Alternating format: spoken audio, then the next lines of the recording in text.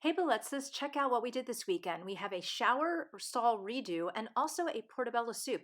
The recipe and all of the benefits of this soup are below. Hey everyone, how are you? Good morning. So today we're going to do something a little different. I am making a mushroom soup with portobello mushrooms, and yeah, that's a lot of mushrooms, but I'm making enough soup to last for quite a while. So what I want to do is make batches of soup, and then I let it cool down, and then I freeze it so that it's just available.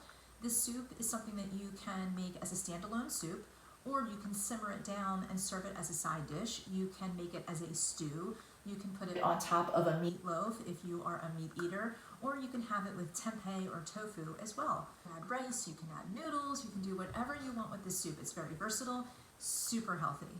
I already have some carrots, so I'm going to do an entire pound of carrots and a whole bag of onions, lots of portobello mushrooms, some celery, tomato paste, and some spices, and that's it. Oh, and of course garlic. You can never forget Italian gold. Now, while I'm doing all of this, my husband is in our master bathroom and he is redoing our shower. So we're going from what looked like a 7D shower to hopefully something that looks brand new. Let's see.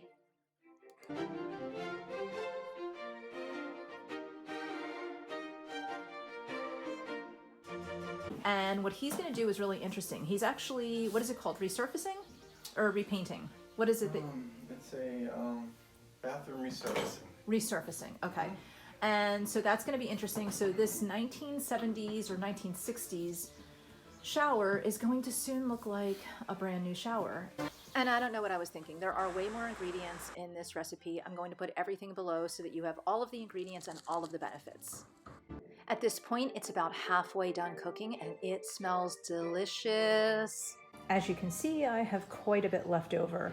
So I might leave a couple of these for tonight's dinner, and I might do portobello and tempeh. Hey, let's sneak up on Steve.